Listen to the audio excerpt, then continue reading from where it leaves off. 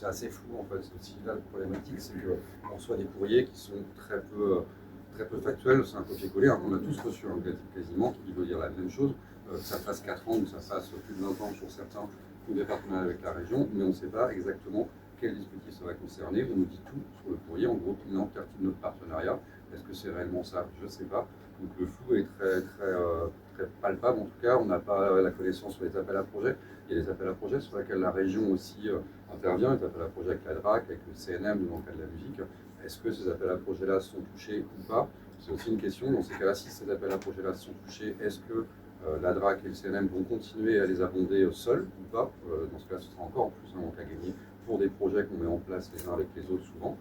Donc en vrai, en définitif, il y a de fortes chances qu'on dépasse le million, rien que sur les départements de la Mayenne. C'est quand même pas déconnant. Et de savoir aussi quel impact, est-ce qu'on reste sur les impacts directs de nos structures, ou est-ce qu'on va jusqu'aux impacts indirects, puisqu'on a des, en tout cas en musique actuelle, on avait des études d'impact économique sur ce qu'on reverse au territoire pour que notre public vient, on consomme dans les commerces locaux, on prend des nuits d'hébergement d'hôtel, etc. Donc il y a aussi toutes les dépenses indirectes que nos structures font sur le territoire, et ça, en l'occurrence, les pôles culturels qui découvrent aussi avec stupéfaction les annonces, qui sont eux-mêmes touchés, puisqu'ils ont moins 50% cette année pour ne plus rien avoir l'an prochain.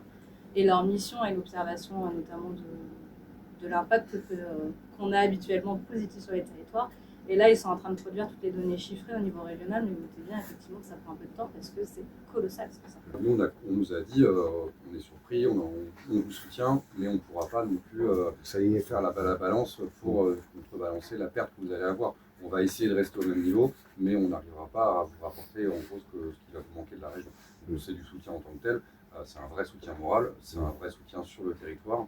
Toutes les actions qu'on a envie de mener, nous par exemple sur Mayenne, on a envie d'aller à la rencontre des habitants, aller les voir, aller leur expliquer ce qui se passe, que ça va compter pour eux. Ça, là, clairement, la collectivité nous soutient sur cette action-là sans aucun problème.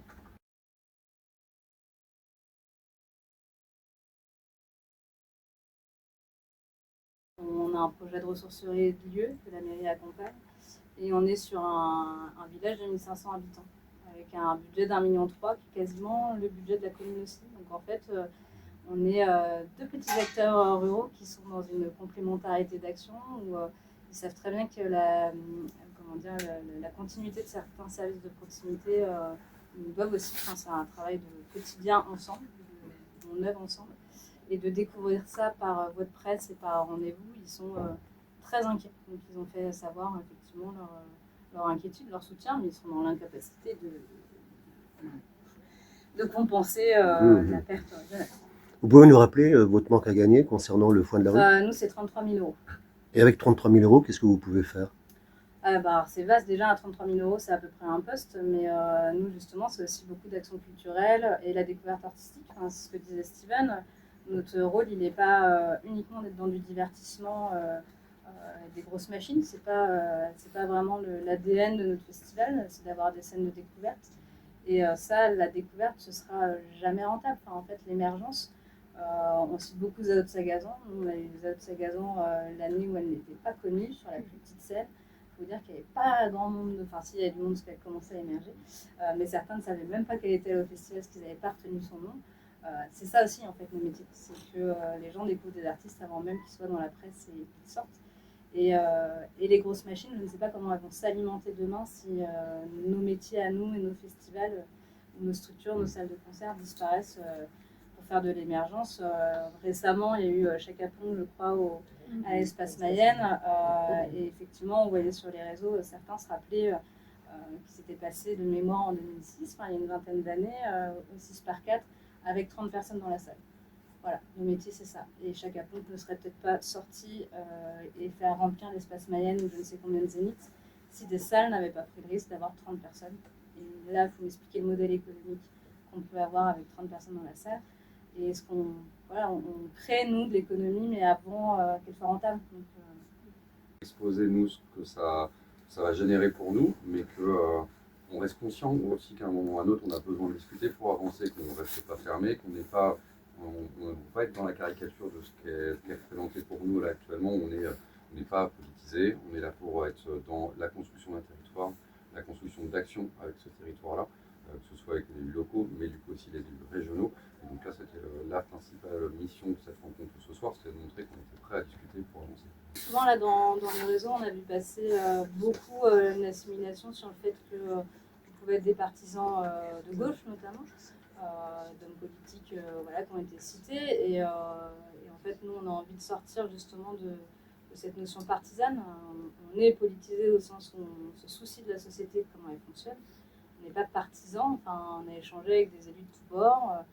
On a effectivement vu des prises de position ou de parole d'élus aussi, Lyotte ou Horizon, qui ont les mêmes constats que nous, les mêmes inquiétudes. Et en tout cas, on n'est pas dans l'envie d'un affrontement gauche-droite, mais plutôt d'un dialogue sur c'est quoi notre société de demain, si les décisions continuent à se prendre de cette manière-là, et aussi rapidement et sans dialogue.